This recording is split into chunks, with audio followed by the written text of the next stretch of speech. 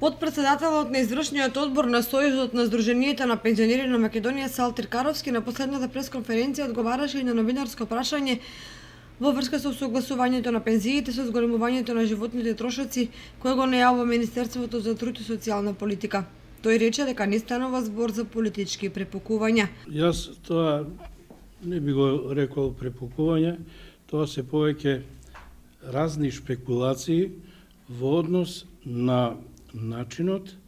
на кој е извршено усогласување на висината на пензиите во согласност со законското решение кое постоеше и порано, меѓутоа беше изменето и усогласувањето,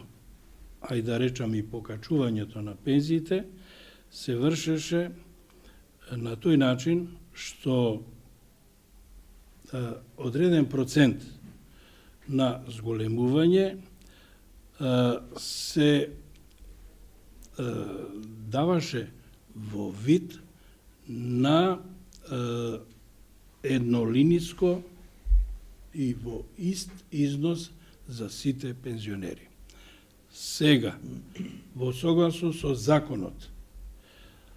е направено да процентот на зголемување се однесува и во однос на стандардот,